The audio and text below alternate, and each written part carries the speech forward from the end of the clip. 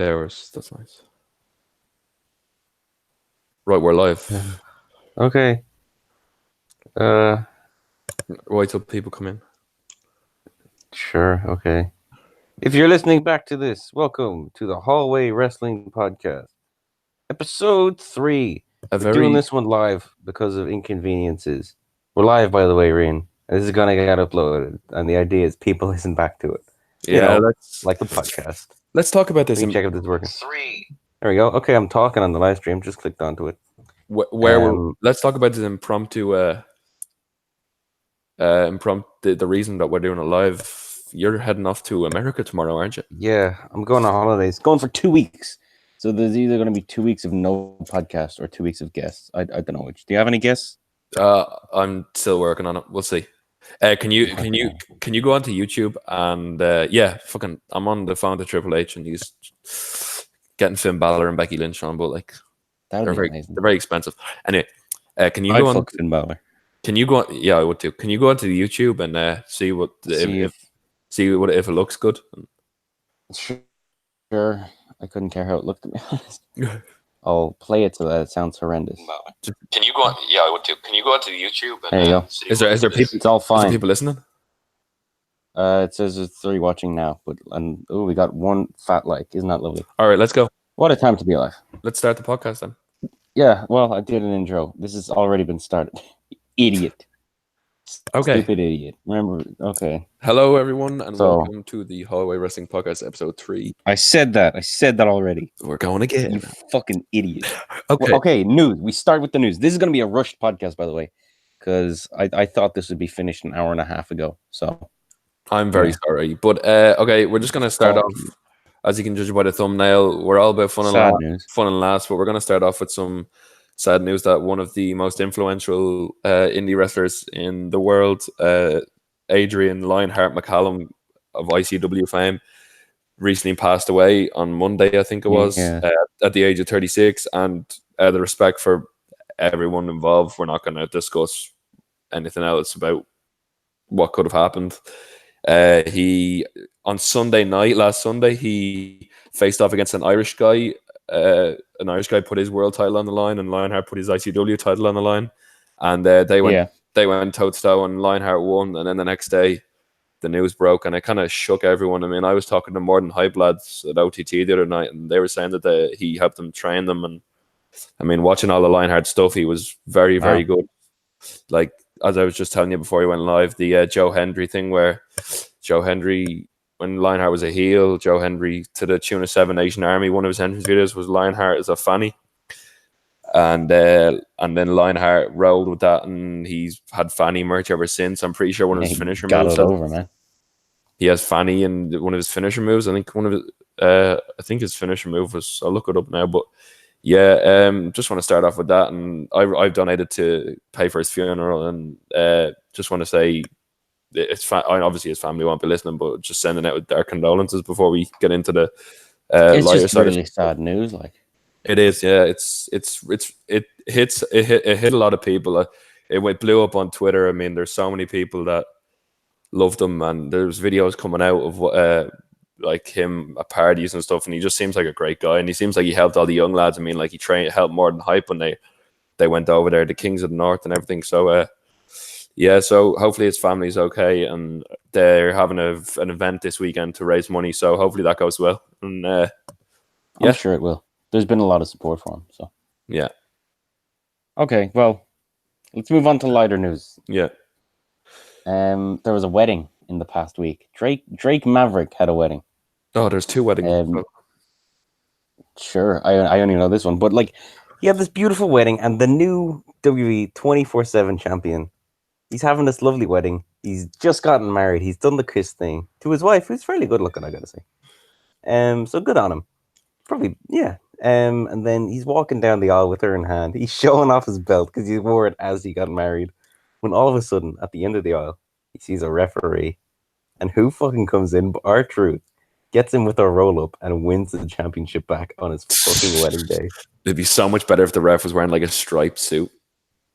It's amazing. What about fucking that commitment? Like that's so good. It is. And then they had the King Maxwell thing as well. Yeah. Which was I thought Maxwell won the title. I couldn't tell you. No. But like, man, Maverick's really he's like taking this and ran with it, you know. Someone just put in the chat, when's the next Indie Corner episode? I have no idea. I mean, did you not see? We were supposed to go live like 2 hours ago. I have no idea what's going to go on. There was supposed to be an NXT re-review, but you know, I'm working on it. I have one recorded. I just can't get it up for whatever reason. Stephen just said, Stephen said, I may never recover from showing you how this works, Rain. I pox on you. I'm sorry, Steve. I'm really am sorry. I really am sorry. Anyway, if it makes you feel better, Steve, I've had to sit here and listen to Rain get angry at his computer for like 2 hours. So, I have a plane to catch it. I have to get up like 5 a.m. tomorrow. This is Steve from the Alleged Wrestling Podcast. A great podcast. Yes, it is. Indeed. It is indeed, and it's a lot more smooth than ours. But we're in episode 3, and they're nearing episode 100, which is insane. Good on them though. Seem like nice guys. Okay, what we the next piece of news. I've got CM Punk. Oh, I'm doing my news. You first, you fuck, as always, and then it's always in like the second piece you interrupt me, and I have to explain that I'm doing mine first. I didn't even get my news in the first one. We were like, you just said all my news. Yeah, and it was easy. CM Punk. Oh yeah. CM Punk has tweeted out that since I can't have fun and tweet about movies or baseball without you telling me about wrestling, here's a question for you. Why do you spend time on something you hate? If it's so bad, leave it. I did. Works wonders. I look forward to the intelligent discourse. I like the last line a lot. It's funny. And then there's just people just coming in and being like, are you coming back? Are you coming back? Yeah. I don't think he's coming back. No, he's going to do them in the appearances where he just takes the piss. I mean, he's doing his commentary, so. Yeah, he's commentating. He's Bellator, right? Yeah, I don't even know why. He was such a shit UFC fighter. It was yeah, some wrestlers do that. Look at Baron Saxton, Corey Graves, and David Otunga. But his second fight, your man got fired afterwards for taking the piss. That's why he's fucking commentating. Like I'm not gonna can't knock a guy if he enjoys it. Fair enough. Yeah, not to be fair. Yeah, okay. If he got knowledge on it, then that's fine. I just miss him. Honest to God, imagine him in this product these days. I don't know. He's probably lost it at this stage. He's been gone for a long time. Yeah, you don't lose promos like that, I don't think. Yeah, but you lose the wrestling ability, and that's always for me been a big selling point for him. Anyway, I think he's gone for good.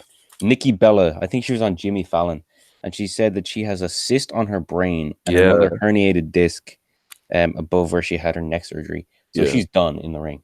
Yeah. So fully retired, which is a pity because she actually had gotten much better. Yeah. But at least in her fucking final match, it was the main event of the first ever women's pay-per-view, and it was putting over Ronda Rousey. So you know, and she's got her wine. She's got her new boyfriend. Her new boyfriend. She's got Bella Brains. That podcast. What is it? Rack? Was it bra or no bra?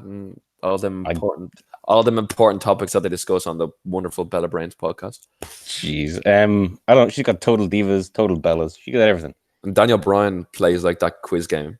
Daniel Bryan just suits that role perfectly. Yeah, I love Daniel Bryan. No, Daniel Bryan just like he quizzes them, and no offense, no offense to the Bellas, but they're really stupid, and Daniel Bryan's quite smart.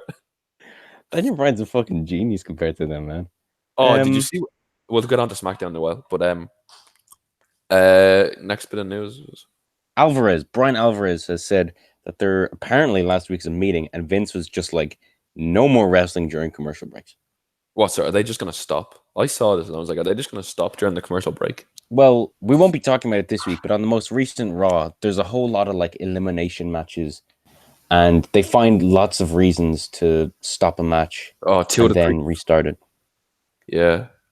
Like, there was a match between Ricochet and AJ Styles, and basically the club came out and AJ Styles was like, hey, I'm not getting back into the ring and fighting until you guys get out of here. And then it cut to break, and when they came back, they restarted the match. There's 5 people listening. Wow. Yeah, that's pretty cool, I guess. Your sister's in here too. Anyway. Oh yes, what's she saying? Because I don't have the chat in front of me. It's an emoji, so it doesn't matter. Okay, read out any chat thing that comes in. Yeah, they just said the audio is really good. Is Good. that someone in Dublin complaining about getting up early for a flight? Yeah, Kieran. It's true. I'm an entitled bastard. All right. Okay. Anyway, before Kieran starts on Rory in the chat, we're gonna. I feel like a prick now. Brian, Lars Sullivan. He's out for 6 to 8 months, which is a lot more than we thought it would be. Let's just be honest. When they say 6 to 8 months, I don't know if they're giving him the Cena treatment, but he'll probably be back in 3 months. They've been known to over exaggerate out times. You know what I mean? They did that with Cena to make him look like a superhero. I'd say to do that with Lars. I don't know. I'm going to assume in 6 to 8 months. I don't know why they bother lying. Yeah, because it's not like he's going to get a massive pop, when he comes back. He hasn't been around long enough to get it. You know? Jesus! Lars has spare time. Fucking delete every Reddit and Instagram app on his phone before he gets bored. He needs to, man. It's pretty rough. I don't know. He's not even that awful. It's just that he said some questionable shit, and he's not that good. Yeah. Yeah. No, they fucked up his feud badly, as they did with loads of people. But I don't know, it wasn't even fucked up that bad. It was just kind of the wind was taken out of it. I don't want to wish bad on anyone, but I don't really care that he's out. Being brutally honest. No, I don't care, but I'm not glad he's gone. No, me neither. I don't like to see people injured. As a certified cripple myself, Jeez, okay. Anyway, I don't know. I wouldn't wish that on anyone. No, not at all. For reference, this is so. I didn't think we were doing the podcast, and this is so last minute. I'm going through the top posts of last week in Squared Circle for my news. Yeah. So if it sounds like I'm just kind of buying time, it's because I am. Kurt, here's a bit of filler news. Kurt Angle has tweeted, "Okay, I see it too. Many of you think Thanos looks like me. I see some resemblance, but I swear he's not my son. I already have one bastard child to worry about with Jason. I don't need another. Lol. Hashtag it's true." Oh, Jesus. While you find news, will I go through this Seth Rollins versus Will Ospreay thing? Oh yes, there's some actual news. Yeah, go through that. Seth Rollins versus Will Ospreay, and by the way, it's a work. They're doing a WWE versus New Japan Supercard, and they're setting up the main event here. Are you serious? No. Okay, thanks. No fucking way. I thought you were retarded for a second. Okay, so this started with Seth Rollins. Seth Rollins was getting a bit of ahead of himself. No offense, but we're not going to I'm not going to be like I hate on WWE and everything. But the first tweet came out a day ago during Stomping Ground, and it was doubling down. Best pro wrestling on the planet. See that cruiserweight triple threat? That's just one night and one match amongst many. Find anyone else alive who does what I do as well as I do as often as I do it. You can't. So there's kind of two things jumbled into one there. He's talking about the cruiserweight triple threat match between Drew Gulak, Akira Tozawa, and Tony Nese, which was a good match, but it wasn't the best cruiserweight title match I've seen by any stretch. I mean, Buddy Murphy's matches were unbelievable. The Mustafa Ali stuff. And I don't know why he pointed out the cruiserweight triple threat match, but then he said no one could do as well as I do. And then, but the day before, sorry, I'm going through all my screenshots here. The day before, he tweeted "best pro wrestling on the planet," period, in retweeting probably the worst worded tweet by WWE ever. WWE superstars look to kick butt and take names at WWE Stomping Ground. Anyway, so then, I imagine the reference to doing it more often is because he does a house show 5 days a week. Yeah, I don't follow Ospreay too closely personally, but I can't imagine he puts on a good match 5 days a week. He put on 6 5-star matches during the Best Super Juniors. He was in the ring for 4 hours in 2 weeks or 5 hours. So but that's an exception. Rollins does it literally every week. I know, but the thing is, here, this is what they were. This is what came next. Will Ospreay retweeted the tweet where he was talking about who does it better than me. And I love Will Ospreay just retweeted with "I'm alive." Oh. And then Seth Rollins retweeted Will Ospreay's tweet saying, "Oh, I'm sorry, little guy. We already have a better version of you here, and he just won his first US title tonight. Congrats, Ricochet. Keep working hard, though, buddy." Anyway, but Ricochet and Ospreay are really, really good friends. So I don't know how Ricochet would have felt about that. I'd say he would have pulled him up and said, "What the fuck are you saying to my best friend?" Oh, I'm sure this is totally fine. Rollins loves wrestling. They both do. I'm sure they have a lot of respect for each other.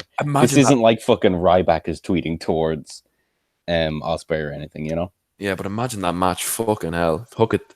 Oh, I'd adore that. That'd be insane. And then some guy who's verified, called Yazim or whatever, tweeted, he said, "I love you, but seriously, dude, dial it down a notch."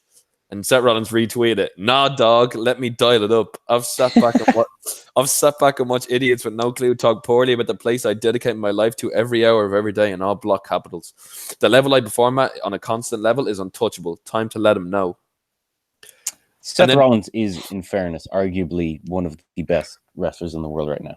He is. And then the Cage Side Seats retweet after like Stomping Ground was okay, but not the best. It was a better pay-per-view than I thought it was going to be. It was good. It was a really solid show. I think it's one of the best ones this year, to be honest. Yeah. The Cage Side Seats said, "Remember when Seth Rollins said WWE had the best pro wrestling in the world?" Seth Rollins retweets, obviously. He goes, "Sure do, dorks." And after that... And after that pay-per-view, I stand by it even more. The crew brought it tonight from top to bottom and all that. So fair play to him for standing up for his product. Oh, in fairness, for everything surrounding that show, all the negative buzz of like, it's my next news piece. Apparently, there's only like 4,000 to 4,500 paid attendance. It's an empty thing. Everyone thought it was going to be shit. Everyone thought the build was shit, and it's actually a very good pay-per-view. You got to give him props for that. And I can see why he'd be defensive and everyone backstage would be happy with their performance, you know? They really seem to give it their all. Yeah. And then Rory's message in the comments is being held for review. "If any of you pricks talk shit about IT work, I'll have the same reaction." Jesus. Don't push me. I would never, Rory. Apparently, Will has worked more dates in the last 6 months than Rollins, Rory says, which is pretty interesting. We'll have to look that up. And then the last bit of news I have, the last bit of, like, sure, he's going to be in every tournament. He's broken, like he's really beat up. Yeah, I suppose. And plus, I guess when I think about that, I kind of just ignore tournaments. But no, I guess he does work a lot of those, doesn't he? Fuck. Yeah, and he's going to have like 6 5-star matches coming up next week. I wonder will it die down now that he's exclusive to New Japan? Oh, it won't die. The G1's coming up. It's fucking dialing up. Yeah. Oh, yeah. No, you're right. Will Ospreay's winning everything. Anyway, and then the last bit of news I have is Rollins gone on a podcast. I don't know the podcast because obviously this is so last minute. Rollins went on a podcast and they were talking about Moxley or Ambrose or whatever, and he was saying about what do you think about the Talk is Jericho podcast, and this is a very interesting response for someone who. I don't know about you, but I assume that they're best mates, and I thought they'd be the people who like talk, even though he left. Yeah, Ambrose can do what he wants. He's a big boy. He's got his big boy pants on. He can go out there and say whatever he wants. But the bottom line is, not everyone is equipped to handle the rigors of the WWE and the schedule and how it affects you mentally and emotionally. Ambrose gave everything he had to the company for the entire time he was here. He put his heart and soul into travel and the schedule and the injuries and the work in the ring and all that stuff. But at the end of the day, he took his ball and went home or went somewhere else at least. That's... I could see why he would feel that way. Because Seth Rollins has had his fair share of terrible booking and shit. So I could see... It's clear in his mindset, he's very much a company man. And he's just kind of thinking, I just got to get through this. And if it gets better, it gets better. If it gets worse, it gets worse. I'll just keep doing my best. It seems he's never going to leave WWE. Yeah, I know. He doesn't seem to. It doesn't sound like he outright dislikes Dean Ambrose or anything. No, but it was really passive aggressive at the end. Yeah, I don't know. Yeah, maybe it's the context of the interview. Yeah, Steve said Vince wrote every word. That's a fair point because Vince has been speaking to Sami Zayn's arsehole these days, and whenever Vince wants to say something, he can just get someone else to say it. Like it's not a problem. Yeah, no, I wouldn't be surprised. No, it's not a problem. I mean, like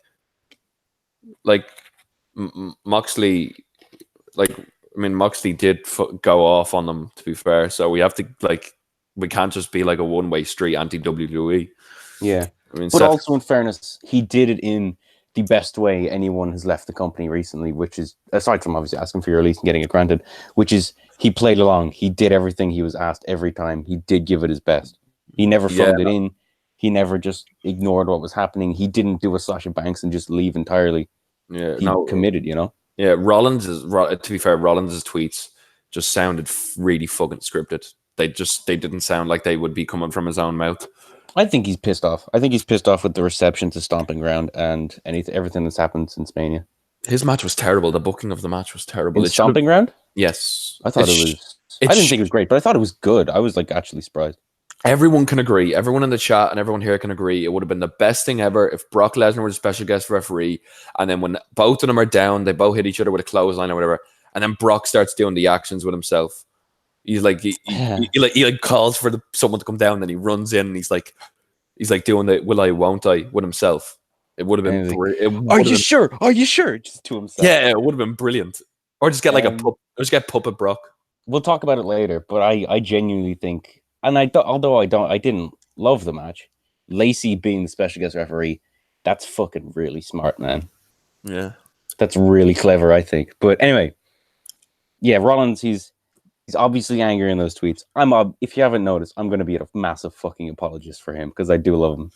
I do love Seth, but put him in something interesting. Like, we have these AJ Styles heel turn against Ricochet now. That's gonna be fucking unreal.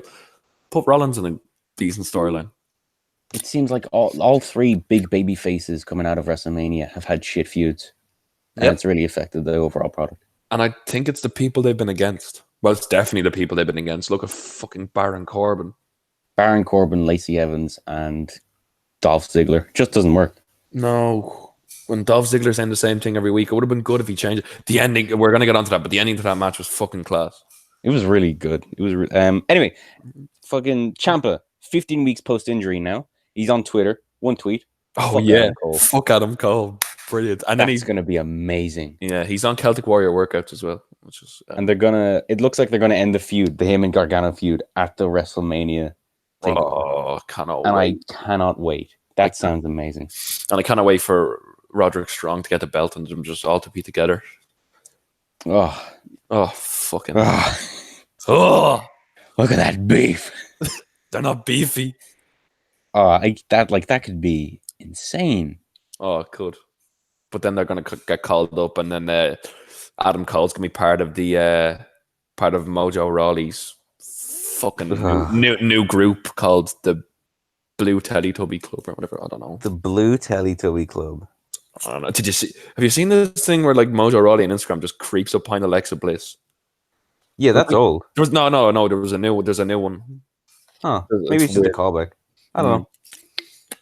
I don't mind Mojo. Anyway, okay, is that all the news, or are we gonna? Do you have any more? I don't have any more. No, we probably should get on to the Raw Go Home show for Stomping Ground. Sure. Let me just type that up. I'm just going to read the notes off Squared Circle, by the way, for reference. I'll say who wrote them. But Squared Circle every fucking week have a really good recap of what's happening in their post-Raw thread. If you're too lazy or just do not have the time to sit down and watch 3 or 5 hours of wrestling every week, they're really fucking helpful. Yeah, once you say it, I'll remember what happened, because they were 2 good shows this week, to be fair. They were decent. They were good compared to like the last couple weeks. I'm going with, like, while we're waiting, I'm going for fucking Osprey and Naito G1 final. Osprey, it could be. I don't know. Naito's winning as well. Sure. I don't follow too much double champ New Japan, so whatever you say, I guess. When we were talking about that Juice Robinson thing where he just screamed "eat shit," just fucking good. Okay, here we go. I have a kickoff with Elias, who says he'd rather be anywhere else than LA. Oh wait, do you have any chat notes? Does anyone say anything? No, just some J_X. If they can reveal their real name, because I think we might know them, but what's he saying? Rollins has been very poor recently and stuff like that, but I think we know him. That's my brother James. Oh, is it? Okay, cool. Hi, James. Anyway, let's go. I don't know. Rollins has been good. It's just his booking. He's never been the best face anyway. Elias comes out, says he was invited to be there by Baron Corbin, puts on referee tank top. Seth then comes out and attacks him, steel chair and all that. And he says, if anyone sides with Baron Corbin, you're going to get hit by a steel chair, which is good. I like badass Seth Rollins. I think it's cool. Yeah, I like it, but it kind of got overworked at the end of towards the end of the show. Yeah, probably a bit. Maybe I don't know. Do it once or twice. Better than generic him or whatever. Ricochet. Oh, then there's five five-way fatal five-way. Oh Is yes, that what they call it? yeah, it's a fatal 5-way. That's so stupid. A 5-pack. Because they have fatal 4-way, like, don't they? 5-pack challenge. No, because they have a 6-pack challenge. Yeah, but it's like it should be called a Finn Balor match because one of Finn Balor's abs is fucked. What the fuck? Okay, sure. That Finn Balor's left ab is really weird. He's a gorgeous man. How dare you? Fucking Ricochet wins a fatal 5-way between Ricochet, Cesaro, Bobby Lashley, Braun Strowman, and The Miz, with the winner becoming the #1 contender for the United States Championship and getting a match at Stomping Ground. Yeah, what's with Braun Strowman doing lucha shit? Braun and Lashley were actually really good in the ring together. They seemed like they had like all these matches they've been having against each other. Their sequences were pretty good. But Braun, they're fine. Braun's looking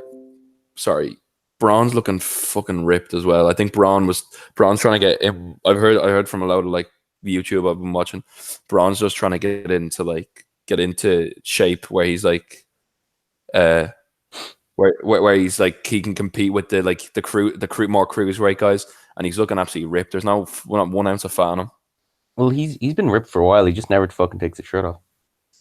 Leave Fergal alone, you monsters. I am leaving him alone. All I said was, if you look at one of his abs, Steve, it looks a little bit weird. You're a monster. You're disgusting. I'm not a monster. He's great. Anyway, he's great looking. I wish I had his abs. All right? I never said he wasn't good looking. I want his abs too. I need to use I watched him coming out at the draft, like when he was first announced to be in the roster. Yeah. And I have never seen so many straight guys eye fuck another dude before. Yeah, no. It is amazing. I need to use a mirror now. Trust me, I want his abs. Oh, okay. I had no idea what you were talking about. But yeah, Fatal 5-Way was good. I enjoyed it. I'm not body shaming Rory. I'm just pointing out that one of his abs is fucking hate crime. Fucking hell, we're getting reported. Anyway. Oh wow. Finn Balor is gorgeous. You didn't have a fucking match on Stomping Ground. Are you kidding me? No, he had I think he had a dark match with Shinsuke on SmackDown, but yeah, I heard that was great. Yeah. Anyway. Yeah, Braun Strowman was moving pretty fucking quick, and he loves doing his little cartwheel. It was a good match. It was a good match, and the right winner. Yeah, who I predicted last week. You said it would be Strowman, idiot. I'm sorry that I can't predict the future. I can. So I'm the indie guy. You said Thatcher and Haskins wasn't a good match, so I said it was the worst match in the card. That was fucking wrong. What is the worst match in the card? Justy against Puma King. That was funny though, wasn't it? It was funny, but it was fucking awful. Whatever, we'll talk about that later. Or will we? I don't know how long I can do this for. Derail the show. Ricochet celebrating. Joe attacks him from behind. But Ricochet then the low bridges him and hits a tope on Joe. I don't know what a tope is. I can't remember. I watched this a week ago. Torpe Kong Hilo. Oh, okay. Is that just short for it? Sure. Okay, whatever. Yeah, Torpe Kong Hilo. Becky says she'll beat Lacey. It's just another Becky Lacey thing. Oh yeah, just fucking copy and paste, control, kind of whatever. Backstage, the Revival enter Shane McMahon's VIP lounge where they toast champagne with Shane and Drew McIntyre. Yeah, this was all right. I didn't mind this, but it's just Shane for like 50 minutes. Baron Corbin says he will have a replacement referee by the end of tonight, and he'll announce on the Sami Zayn and Kevin Owens show. Seth attacks Baron from behind with a steel chair and says he still has more work to do tonight. I dig it. Yeah, it was good. Until he beat up a nice guy. Yeah, whatever. And Daniel Bryan comes out with Rowan and says he understands why the McMahons needed to bring him as a wildcard tonight. It's because both Raw and the city of Los Angeles suck, which is true. How many fucking LA are shit comments were there? Everyone, all the heels said something. No one likes LA. People in LA don't like LA, man. Yeah, they're all arrogant. It's the smog capital of America, but it's full of ignorant and impotent people. Doesn't impotent mean you can't have kids, or is that something else? No idea. I don't know. If that's what it means, then that makes that so much better. Luckily Luckily for them, he and Rowan are there to uplift, educate, and excite them. Oh, is he going to excite them? That's lovely. And Brian says he will excite them by destroying Seth Rollins and prove that even one half of the world's tag team is better than the entire Universal Championship division. Oh yeah, I just remember. We had Daniel Bryan and Seth Rollins in this match. Yeah, I just remember. The tag team titles they have. Can they not turn them into those wooden titles? Yes, they should. Yes, please. Because that would be amazing. Yes, please. The last ones were so nice. And then if Dozovich and Tucker, if Heavy Machinery win, like they just like make like kebab skewers out of the belts because they love kebab skewers. Because they love a bit of barbecue. Sure, okay. Have you not seen them have you not seen their Instagram? No, I don't follow them on Instagram. I gotta keep my follower and following ratio going, bro. Dozovich is always like, "Oh, Tookie, we got some steaks, we got some wieners." Oh, this is funny. Oh, fucking hell. Yeah. He was actually great at something. It was 24/7 stuff. Oh, just, sorry.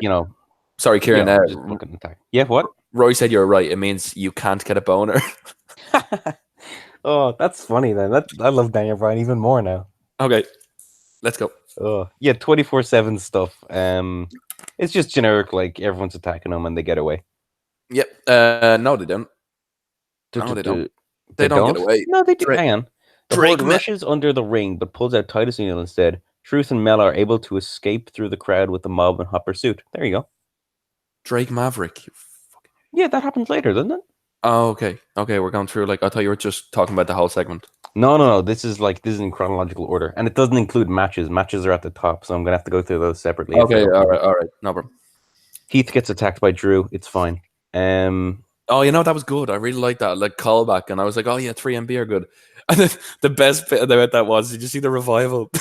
Yeah. Picking up all the money. Great. The Revival they're getting something of a push. Oh, no. Scott Dawson is just fucking hilarious. So, yeah. Oh, there's a really long segment. Oh my gosh. What is this? I'm just going to read it straight through and because I cannot chop this down. Kevin Owens welcomes us to the return of the Kevin and Sammy show and introduces their guest, Baron Corbin. Sammy tells Corbin this is a safe space, a safe working environment, unlike the rest of WWE, where Seth is able to randomly attack people like himself and allies. Sammy says due to what happened last week, he won't make himself eligible to be the referee, and Owens does the same out of solidarity. Baron says that after so many people lined up to be his ref, he picked out the perfect man to count 1, 2, 3, EC3. EC3 comes out and is unsurprisingly attacked by Seth Rollins. Did you just take a picture?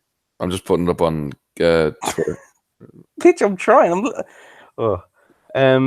He beats down EC3 on the stage as Corbin, Owens, and Zayn watch. They don't help him; they just watch. 3-on-1. You should help him, like. Seth goes to the back, and Corbin asks if he will really take away the opportunity of another up and coming superstar. But it's back to the drawing board. Yeah, he needs to. You still there? It looks like Kieran's gone for a minute. I don't know where Kieran's gone, but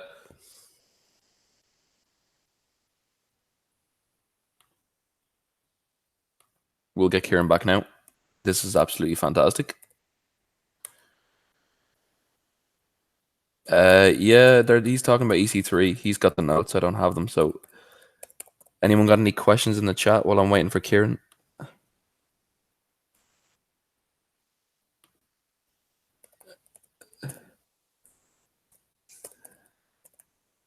Just putting in his email to get him back.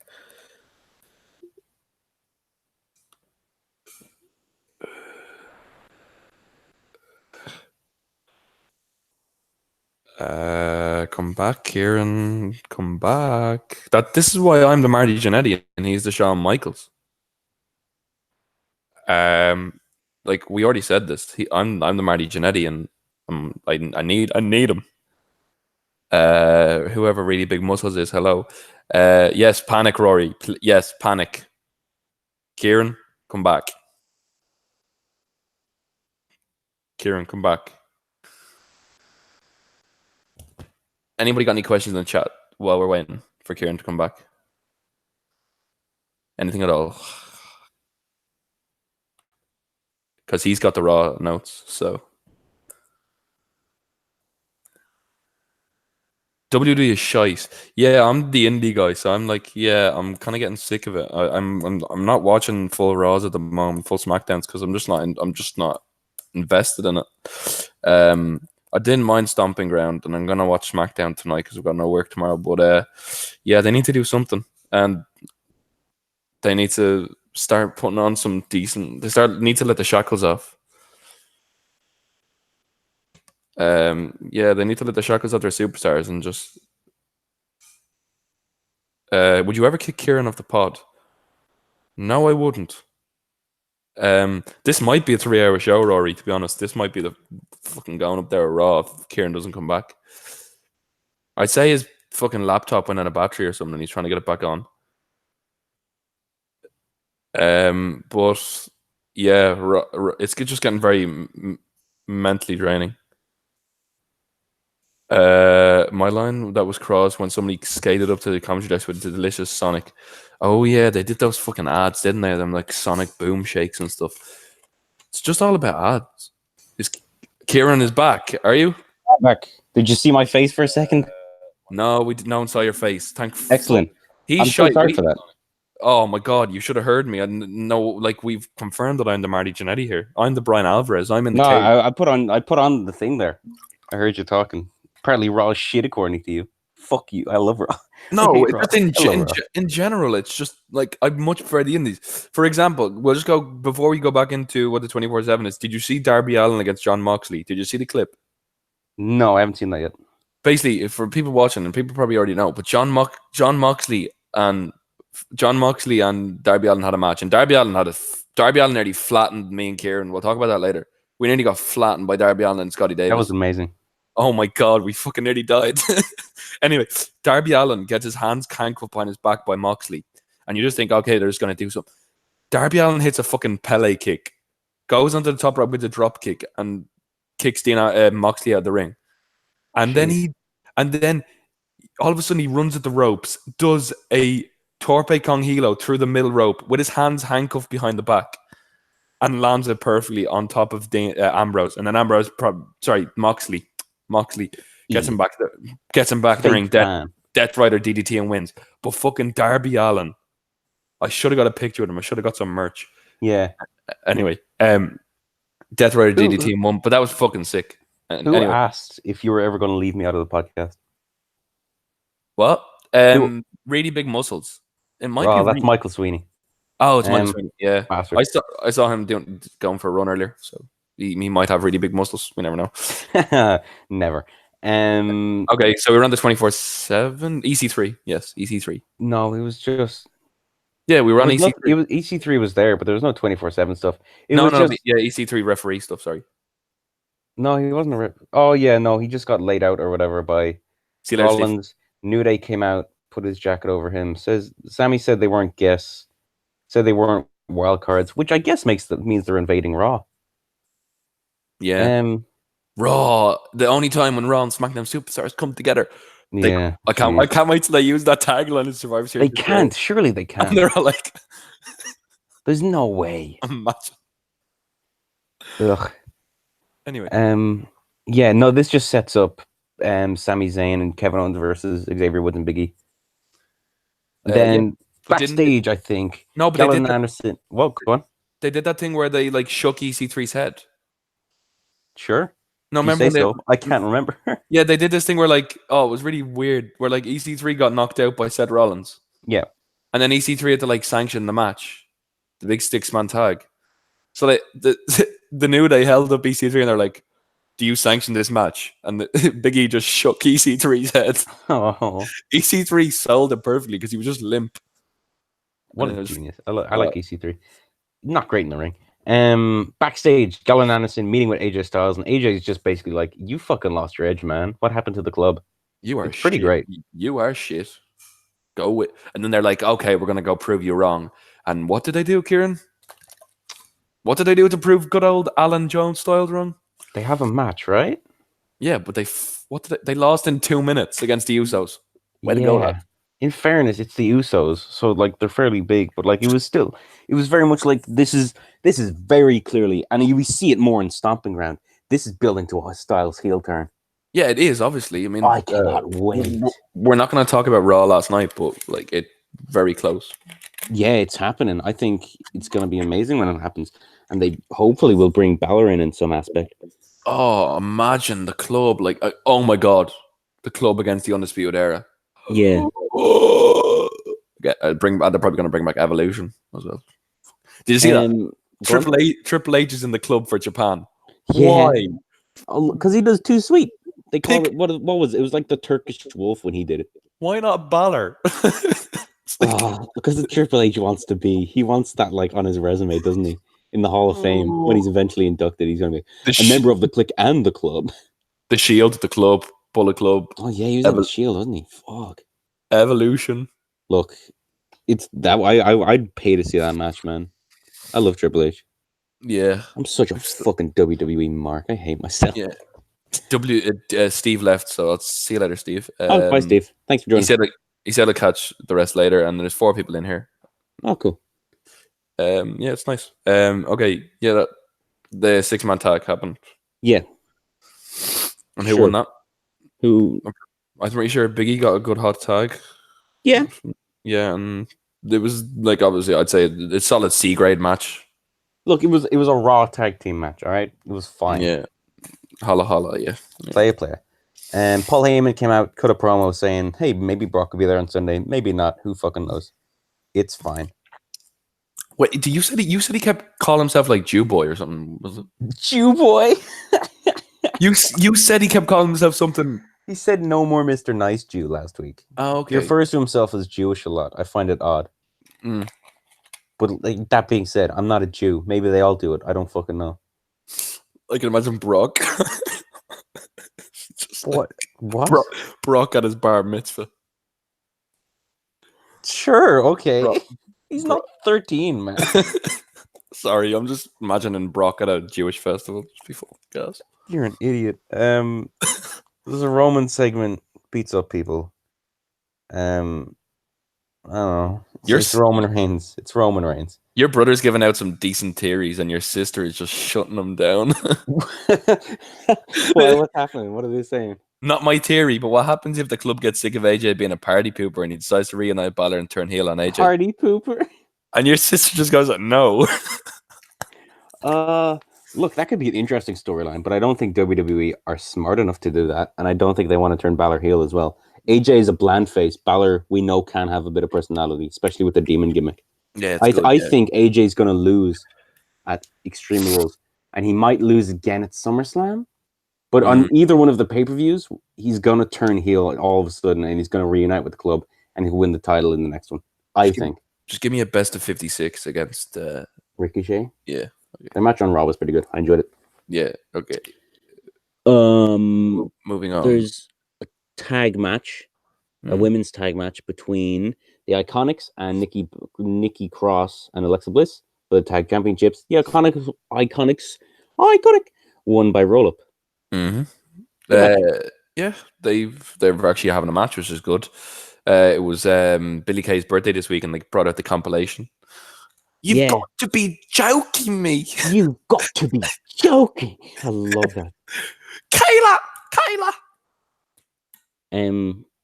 Man, I love the Iconics. Oh, they are good. They are good. Rollins and Daniel Bryan are about to have a match. They have a bit of a short one. Then Rowan attacks Rollins to cause a DQ. And the New Day make the save. The Revival and Sammy come out and attack the New Day, and the Usos come down to help and hit the Topes on the heels. Officials send everyone's back, and Rollins and Bryan will restart after the break. So no wrestling or commercial breaks. They just sit down beside each other, have an hour. Hang on 1 second. Yeah. Yeah, they restarted, and Rollins won by stomping a previously injured, concussed Daniel Bryan's head into the mat. He does that every match, doesn't he? Yeah. To be fair, there's been by the way, about head injuries, that bump poor Foxy took the other night. Wow. John Woo fucking thought he was dead. Anyway, yeah, Rollins won with the stomp after they restarted. Yes, he does. Corbin came out, attacked him, and holds up the Universal title. Yeah, when you hold up the Universal title, you don't win, Baron. No, you generally do not. No. All right, I'm going to try and get SmackDown notes. Yep.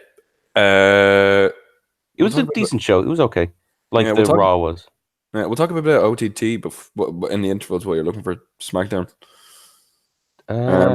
Yeah. What? Explain to the people what happened with us and during that Darby Allin Scotty Davis thing. I couldn't tell you what did happen.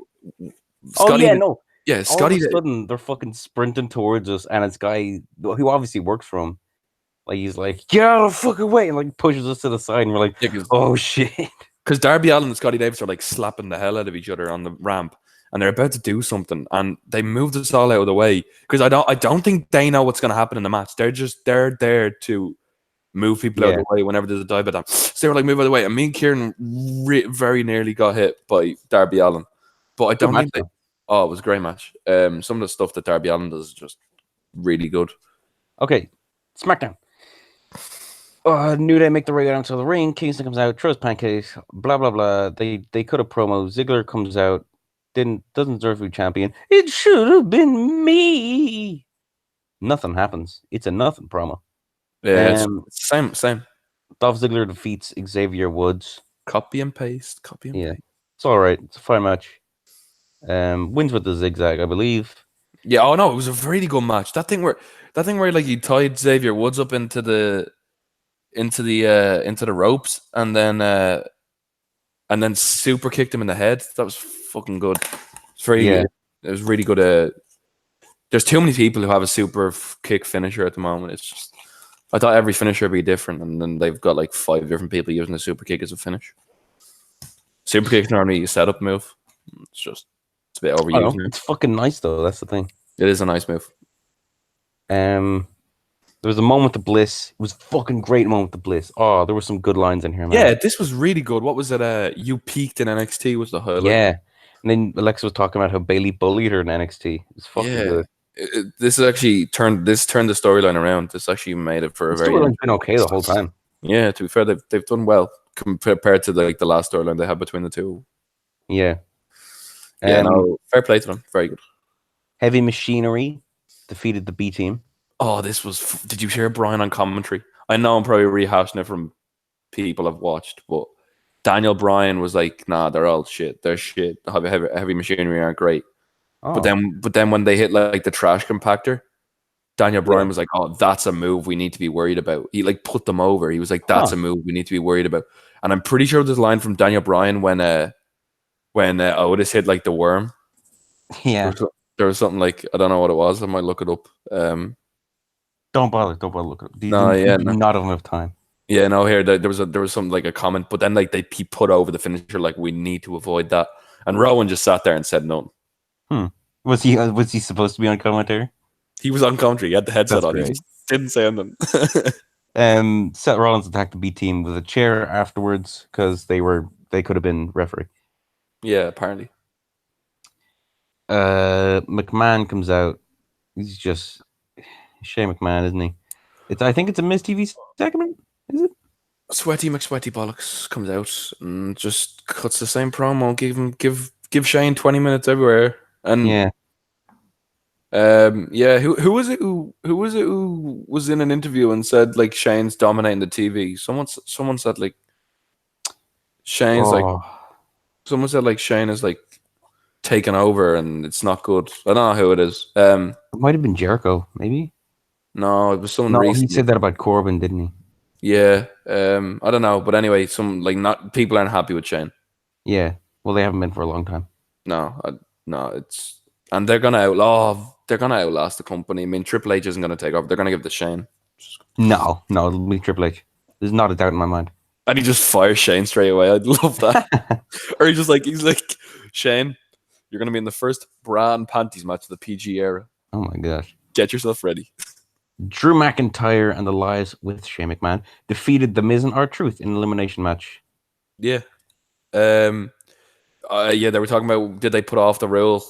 Did they put off the title thing?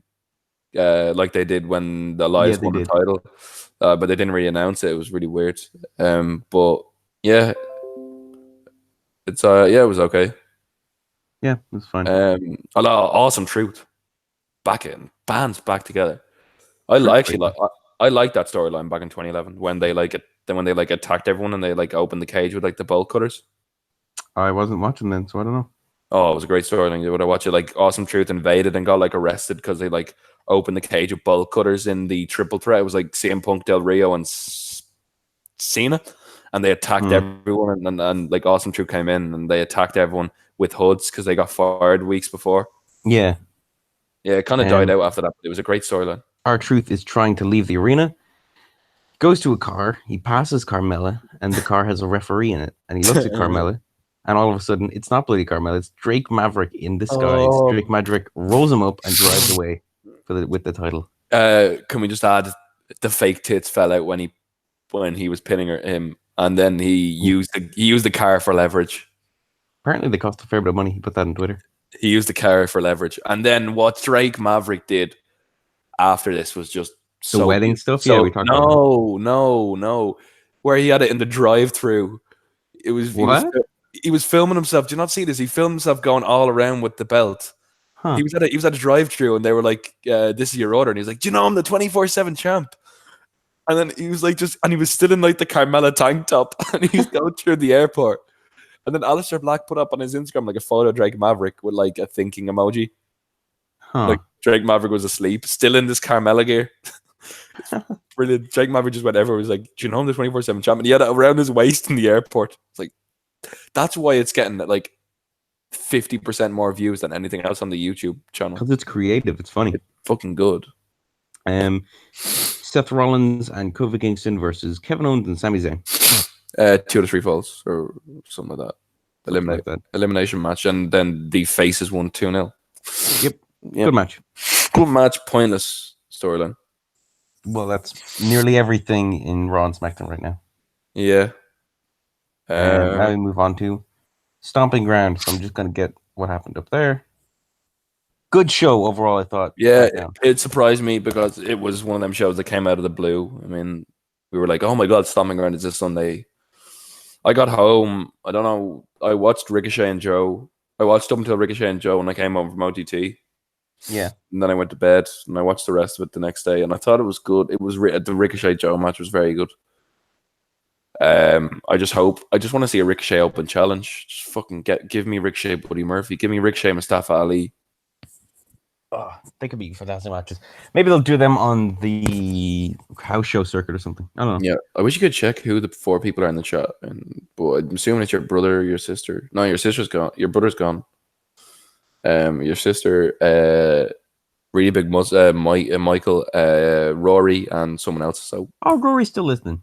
Yeah, no, this is Rory. This is Rory Monaghan. He is a alleged wrestling podcast regular, and he lives in America, and he's like an IT. He has an IT podcast. So yeah, put the name in the chat, and we'll plug it to like the other 3 people in here, Rory. Yeah. But loads of people will like. We get decent views when we put it up as a video. Oh yeah, so just stick it in there, and we'll plug it for you. If you have any IT questions. Anyway, let's stop rambling. Pre-show match: Drew Gulak won in a triple threat against Tony Nese and Akira Tozawa for the championship. I love Drew Gulak. This whole PowerPoint thing was really stupid, but he had a new entrance. It's gone now, though, isn't it? He's not doing. He's serious. His match with Kushida was really good. He just came out and the Gulak. He's got just a fucking badass finisher, and he's fucking good. 5 Bites podcast, the IT podcast, Rory's podcast. Go check it out if you're having any IT problems. He's helped us out. He's a good man. He's a good lad. Thank you, Rory. Becky Lynch with the disarmor, which was tapped out in like 2 seconds, beat Lacey Evans. Yeah, just like it was a good match. It was better than their last one, I thought. Yeah, it was a really nothing. Like, I don't know. Although there was one bit where Becky really like loudly called the spot. It was like watching John Cena. It was weird. Yeah, a lot of people are doing that these days. I'm pretty sure in the tag match on Raw last week, Becky was like to Bayley, "Come back." I was like, oh, Jesus. Yeah, Rory's living back in Ireland now. Congrats. Oh, really? Congrats. Catch you up soon. If you're going to OTT, meet you up beforehand. Anyway, Lacey died out, but I've heard a lot of stuff that like once Lacey turns face, gets this military gimmick, she's gonna do really well because you know the way she apparently she has killed someone in the army. Oh. No. Listen, on duty. Oh no! Obviously, I don't. Yeah, I yeah. didn't think she was a murderer. No. On duty, she has like she was like she is fought for her country. Like they have a really good gimmick. They have a really good babyface gimmick there, and she would get really over if she was like if they don't put her in a storyline with like if they don't make her really racist, but like you remember Muhammad Hassan and all that sort of stuff. Yeah. I think she could do really well with that babyface gimmick, but the heel gimmick's just not working at the moment. Well, it's doing okay. It's just not. She just hasn't impressed in the ring too much. Yeah, she had some great matches in the Mae Young Classic. Make her a babyface. I don't know how you're going to seamlessly do that, but like in the future, she needs to be a babyface and play off this real life story. Yeah, because it's a really, really interesting story. Then we had our match of the night, which was Sami Zayn and Kevin Owens beating Big E and Xavier Woods.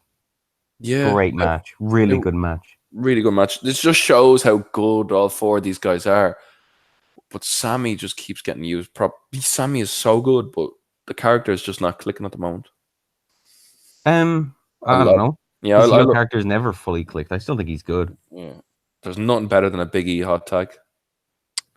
What about when Big E tits? Big E has tits. Yes. Oh no! Fuck. Okay, well I fell into that one. You've proven me wrong. Yeah. You see Big E? When Big E flies through the middle rope, he doesn't put his hands up. He just flies into people. Have you seen it? Well, it's like a headbutt, isn't it? It's suicide dive, yeah. Really good match, though. Yeah, I really did enjoy it. I love how all the people in the ring. People say they're gonna break up the New Day. They can't. They're not doing that. They sell too much. WWE can't afford to break up the New Day. They will lose so much money. Exactly. So many fans. I don't know. My favorite match for me, match of the night. I don't know about you.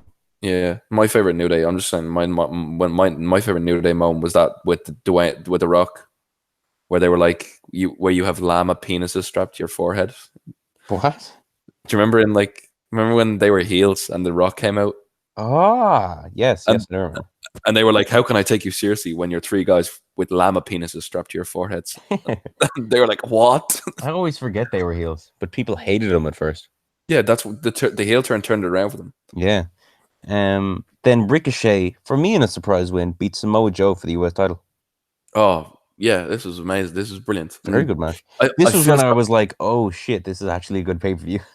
Yeah, I feel sorry for Joe, but now he's as we'll get on to next week. He's main event picture, and I think he's going to be the one to take the title off. He could be.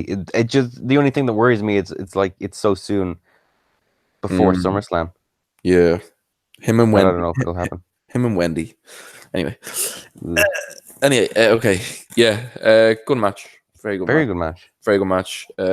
Ricochet's best singles match in WWE so far, I think. Yeah, it's up there. Hello. Well, Kieran's gone again. Yeah, Ricochet did really well. Am I gone? No, you're not. You're still here. Okay, cool. You're still here, yeah? Yeah. Okay, cool. You said Kieran's gone. Yeah, no, I thought you were gone. Oh no. No, that 630 seems like the hardest move to pull off, and he does it so consistently. Oh, except for the one against Cesaro, but but that's 1 in a million, like. Yeah, and then he just open challenge. It's just screaming for an open challenge gimmick, because an open challenge gimmick takes up half an hour of TV time. That is so much better TV than Shane McMahon. Yeah, we could get half an hour. We could get some surprises. NXT people coming up, Buddy Murphy, Mustafa Ali. Like you have people like. Remember the John Cena Open Challenge? Sami Zayn comes out. I think half the reason that worked though is because John Cena he's such a big name, like. Oh no, but still, like if Ricochet, Buddy Murphy, just give me a needle and jam it. Great, like I don't care. Just Ricochet against anyone's gonna work. Then next match we had Daniel Bryan and Eric Rowan winning against Heavy Machinery. Fuck. for the SmackDown Tag Championships. The crowd love Bryan. Yeah, but there was a roll-up, so it's open to a rematch. Oh, yeah, and I wouldn't mind a rematch, but the crowd were insane. The crowd were really good this whole show. Yeah, because the Washington boy, it was his hometown. Yeah, I know, but it was still weird. They didn't even fucking pop for the worm. Yeah, the crowd was insane, but surprisingly, because we forgot to touch on this at the start, but half the arena was blacked off. Yeah, they by did. a curtain, but they were fucking hot, to be fair to them. It was one of the best crowds in a while, I thought. Yeah, fair play to them, and they delivered a show. The shackles came slightly off. There was one This is another really good match. Yeah, just really fun. Yeah, and there's going to be a rematch, and I just love Dozovic. He's just that fucking worm is really good. They're both good, man. Although Otis is probably the best. Yeah, I don't think they could be single stars. That's the only thing. Not at all. I'm really worried if they get broken up. They won't be, not yet. No, I just don't want them to get Ascension treatment. Where are they? Remind me about that. Where the fuck even are they? Anyway, they have a weird gimmick in your NXT re-review at the moment, don't they? It's more of just an underdeveloped version of what they get. Yeah, they were great.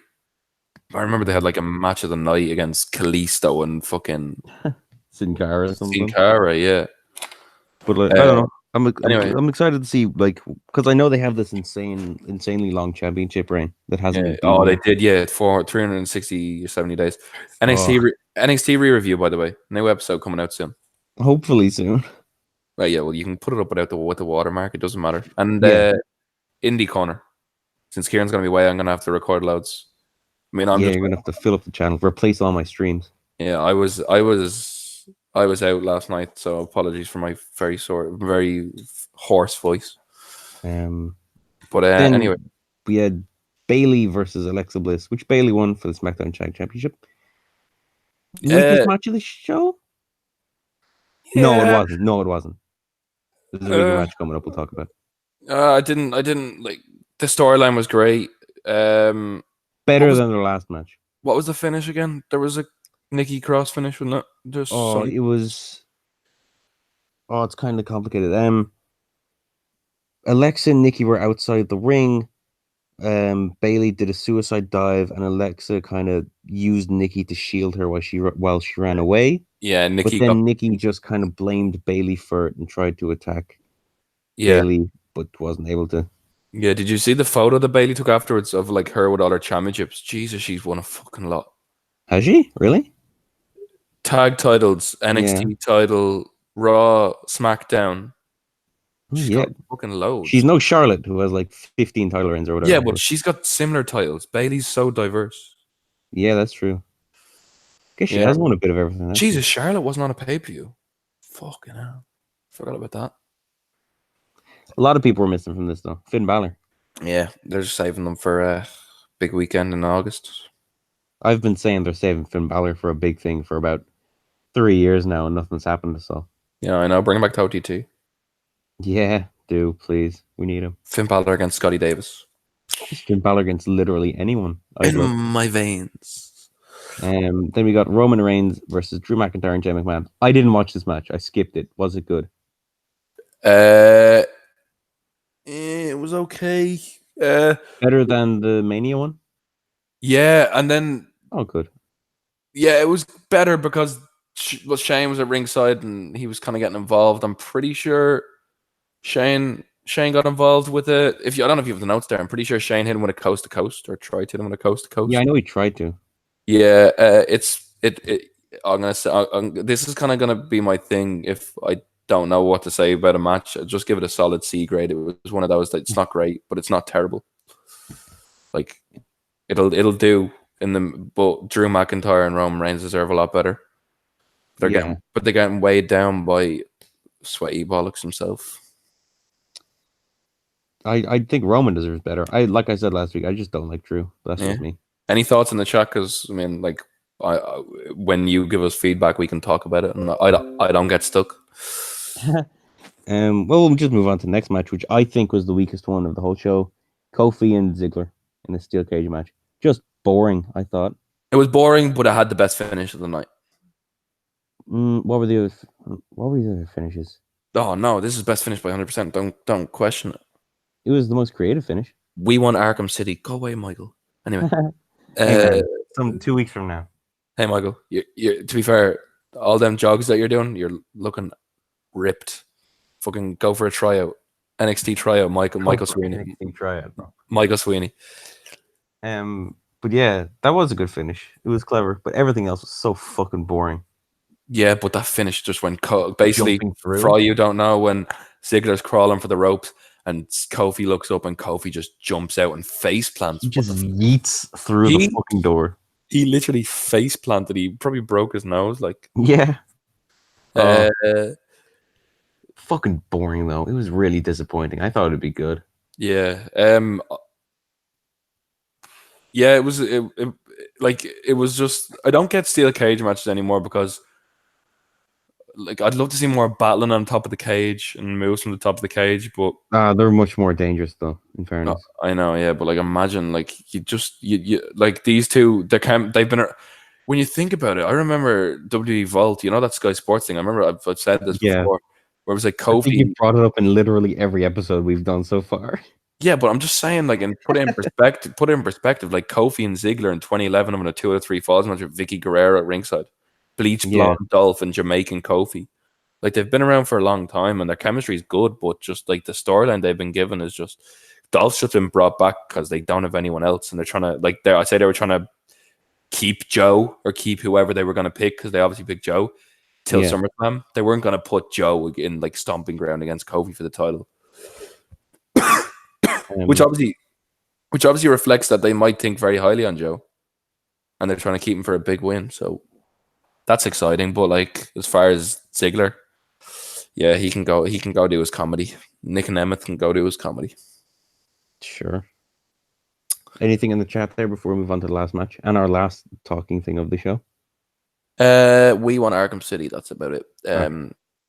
Thanks for listening to everyone who's on here. We're gonna have like 5 minutes. If you're okay with it, we're gonna have a small discussion about OTT at the end, just our thoughts, and then I'll do a full review. I might have to go, man. Yeah, no problem. Okay. Last match. Corbin is Baron Corbin and Seth Rollins for the Universal referee being the really clever pick. I thought of Lacey Evans. It makes so much sense, and it's so unexpected. It was like, it felt like a twist in a really good TV show where you're like, oh, that's so good. Yeah, it was so obvious, and yet I didn't see it coming, man. Yeah, I was like, okay, it's a great theme song as well. Anytime I get to hear that song, it's okay. It's good. First like 10 seconds of it are good, then the rest is what? Just burn. So traditional. 1, 2, and then a 3, 4. Oh jeez. Okay, calm down. Seth is a great theme, man. Yeah. Oh. Burn it down. I'm glad they brought in the burn it down because it used to be an awkward pause. Yeah. Oh yeah, I remember it's just a really awkward pause. It's just like he's just waiting there, and then all of a sudden he just bangs his chest. Yeah. Anyway, this is a much better match than I thought it'd be. Yeah. Didn't I tell you? I called it last week. You did, in fairness. Thank you very much. But like, I was impressed with this because I felt I got heat from me, but it wasn't go away heat. It was the exact sort of thing they wanted. Oh God, Zoe Dunn's in the chat. Oh, this is what you get when you put on your personal thing, man. Just ignore it. Let's not talk about that. Let's not. Yeah. We're going podcast. Anyway, it got genuine good heat from me, and I was impressed. It's unusual because usually Baron just for me gets go away heat because I don't like him. Yeah, Lacey with her like sore hand thing. Yeah, that was good. And then Corey Graves immediately is like, "Well, that's because Becky put her in this armor, man. That's not her fault." Which is so clever. It's a good call. To be fair, the commentators get a lot of slack. It was a great call. It's better than considering some of Corey's calls is included. You beat the champion, you get their title. Yeah. I like the table spot as well. And then the counting, and then her being like, fine, no countouts, all right? I mean, like, I know they're not into intergender, but like, just they're doing intergender. They're doing the mixed tag match. Yeah, then fucking Seth Rollins just curb slamming Lacey Evans, please. No, that'd be a bit much. It's a really brutal move. They did the Nia Jax stuff in the Royal Rumble. Yeah, and then the Nia Jax and Dean Ambrose. It's just John Moxley was like, we were joking about that backstage. Oh. Yeah, he seemed okay with it, but they were just that was the moment when he realized he was just getting buried to fuck. He didn't even get buried that bad, in fairness. Rory said Zoe's got heat. Yes, Rory. Yeah, it's go away heat though. That's the problem. It's not good heel heat, man. Oh yeah, it's like, what kind of heat is it? Yeah, it's like go away heat. Shane McMahon heat. Oh yeah. Yeah, Zoe. Shane O'Mac. Anyway, Rory was at that Rumble. Jesus, Rory, can I have some of your money, please? Really? Fuck, that must have been. Oh, that's the most recent one. So that was good. So you got to saw the two maybe up there in women's matches. It was also Becky versus Asuka, and then Ronda versus Sasha Banks. The women's Rumble that was shit until the last 10 minutes. Yeah, and the men's Rumble that was pretty good.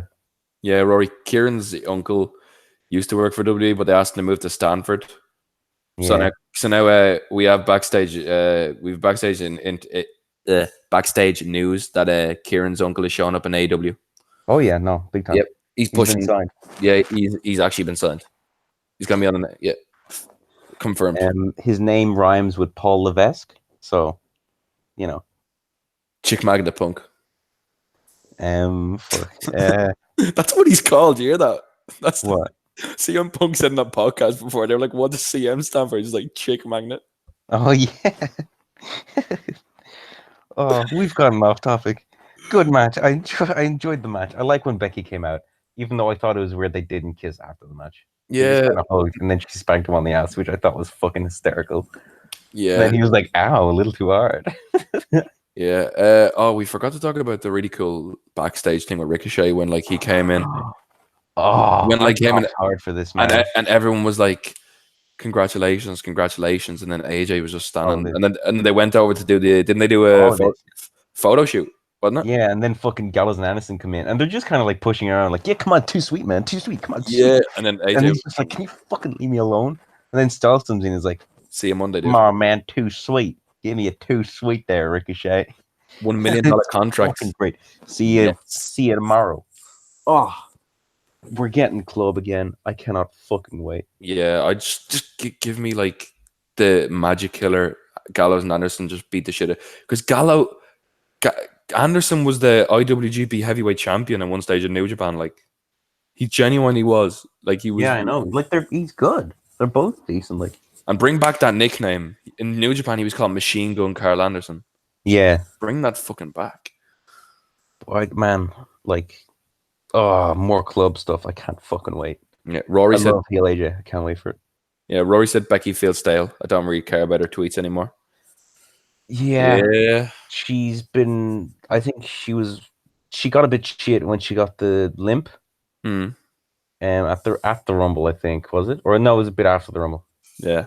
And then she was kind of riding the wave of goodwill she had built up until Mania. Which was definitely helped by the segment just before Mania, where they were like taking away the police cars and the like windows kicked off by Ronda or whatever. And then since then, it's been nothing. Beth Phoenix shit. Oh yeah, with Edge. But like in total fairness to her, they never book face champions well, especially underdog face champions that everyone gets behind. Like Daniel Bryan's first feud after WrestleMania 30 was against fucking Kane. Yeah, they can never. Seth Rollins his first one has been against fucking like Baron Corbin. They never do it well, but yeah, it's gotten really tiresome. Yeah, it's not great. What 24 isn't any good as well. Yeah, is that the end of Stomping Ground? Is it? Yeah, that's the end of the show. Good show, much better show than I thought it would ever be. Yeah, any right to be.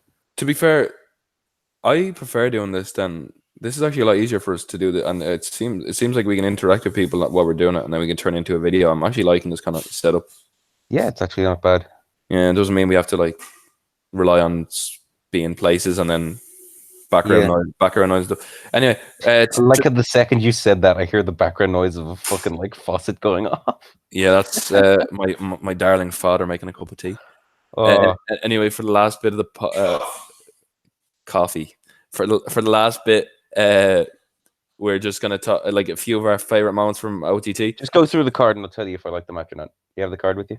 No, we're just gonna talk about like some of the bits that like we remember. I'm gonna go through. I just want to say, Rory, have you seen all the spoilers on Twitter, on the alleged wrestling Twitter? While we wait for him to respond, I will say I got a picture with Bandito and I was very happy. Got a picture with Ray Horace and I was very happy. Got a picture with Puma King and I was very happy. And Raven Creed as well. She was super nice. Yeah, and then you got to pick with Jordan Devlin eventually. Yeah, but here's the thing about the Jordan Devlin picture. I got Rain to take it, and he takes it on my phone. And then I get the phone back, and I'm like, Rain, it didn't take. Rain's like, oh. So I had to awkwardly go back, and he was lovely enough to take another picture with me, and I had to awkwardly ask for another picture. Yeah, okay. Some of the moments. Does Rory know what happens? Yeah, no, he's good. He said go for it. Anyway, Haskins and Thatcher. I love this match. You didn't like it. It was just it went on for a bit. Like it was a bit long. Yeah, I want to say for a show that was over 15s and not under and not like 17s. No, it was all ages. Yeah, all ages. Some of the stuff in here was okay. We're gonna go to the first thing. Vicky Haskins coming out looking like that at an all ages show. That's fine. That's fine. Okay.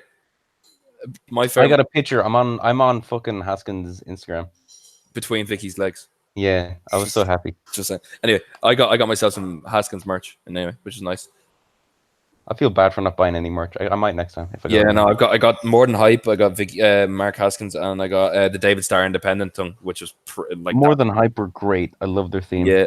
Okay. Some of the moments that I like. When Bandito and Ray Horace were wrestling, and there was like a powerbomb spot when the kid screamed Batista bomb. Yeah, hilarious. I was just like, I hope that shows up on the on-demand thing. I really hope that shows up on the audio as well. I loved everyone counting in Spanish. Oh yeah, Uno laughing for all of that. Yeah, and then when everyone was getting serious, and everyone just kept shouting Uno, and then there's some guy, we want Cinco. Yeah, and then fucking Ray Horace or Bandito, whichever one yells out. Oh yeah, right before he hits the spot. And they were on the ground and they were like putting their hands up. Yeah, and they're feeling. What was it? Club Tropicana. Oh my god, Club Tropicana. Yeah. Oh, they were great fucking bats and everything. So basically, for people who don't know, Club Tropicana are an Irish trio, and they were fighting against one of the most detestable but really good heel teams of Shaw Samuels, Zach Gibson, and Charlie Sterling.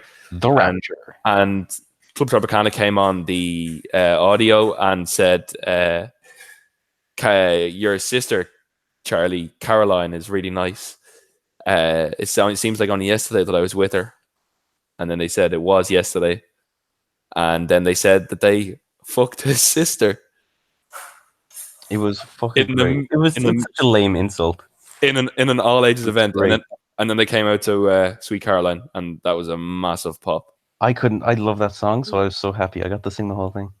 Oh no! But when he there's I saw 4 8-year-olds in like one of the rows, and they kind of bleeped it, but you could kind of still hear the word.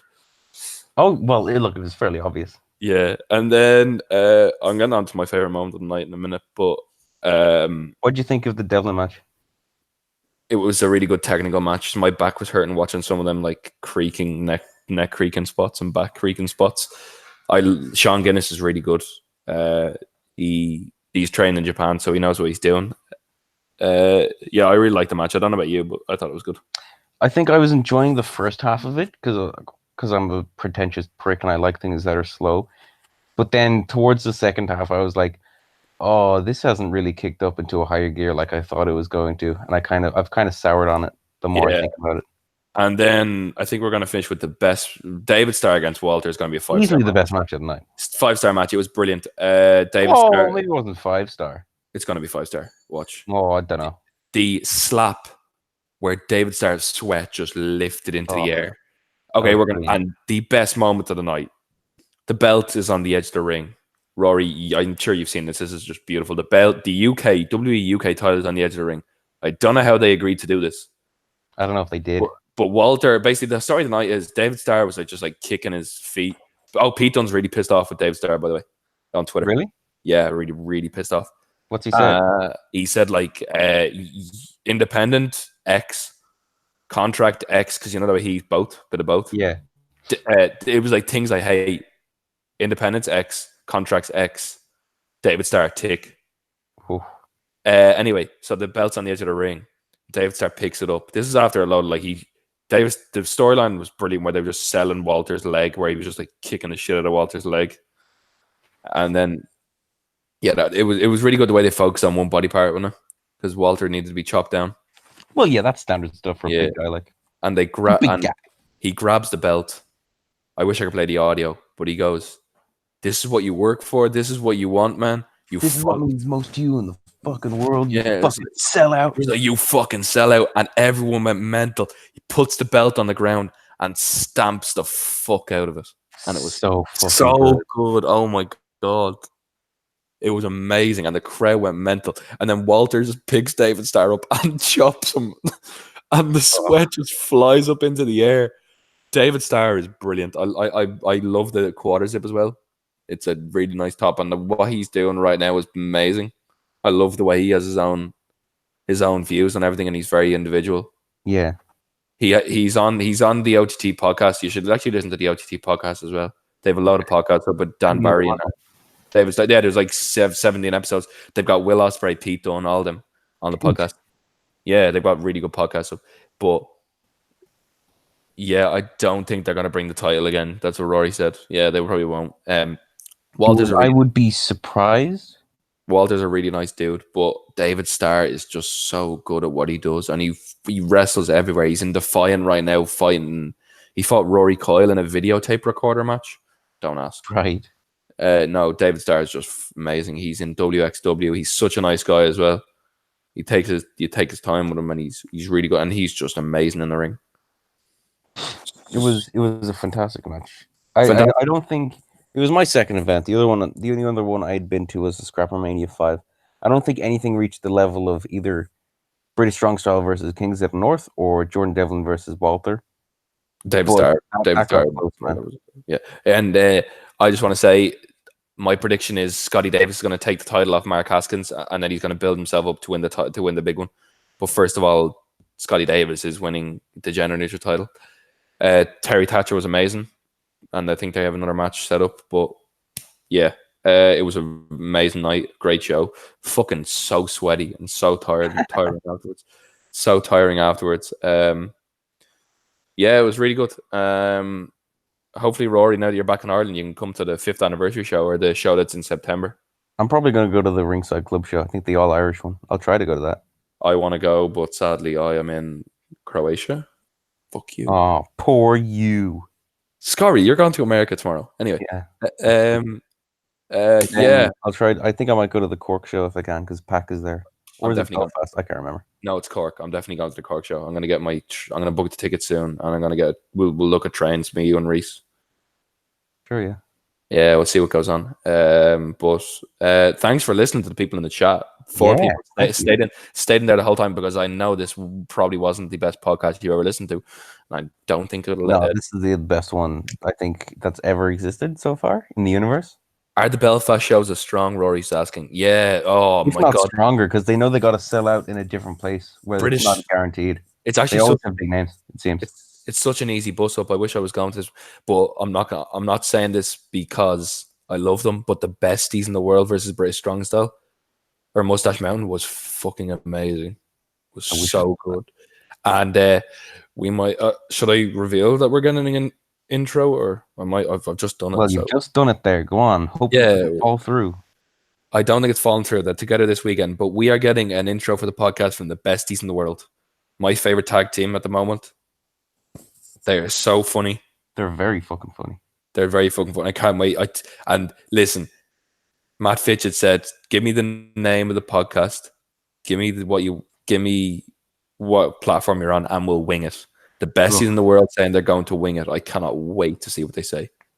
It'll be something good. We know that. Anyway, we gotta wrap this up because we gotta wrap this up. I've got to watch Love Island. And then I've got to watch. And then I've got to watch Friends. I'm watching Friends from the beginning, and I'm on season 2, and I want to get deep into season 3 tonight. That's then. Yeah, I know what season 1. Yeah, okay. Goodbye. Thank you for listening. Thank you very much for listening. Another good show. Like, share, and subscribe. Thank you for coming on, Kieran. Yeah. I'm not here the next 2 weeks, so we're gonna figure something out. Rory, if you want to come on, I've no problem having I want to have as much people as I can on to help me through this. I asked the guys from The Alleged, but obviously they don't want to clash with their podcast. If they want to come on, they can. I might get one of my mates on, but if you want to come on and you want to talk about the wrestling and have a bit of a laugh, then I'll see you then. And thank you everyone for watching. Thank you for staying with us. Thank you so much. Thank you, and we are going to end that now. And Kieran? Yep. You want to do your exit or your outro? Oh, yes. As we say, you have it ready to turn off right now, right? Yeah, I've got my finger on the stop button, so make it good, Kieran. Make it good. As we say at the end of every episode of the Hallway Wrestling Podcast, I forgot the name. The truth is, I am Iron Man.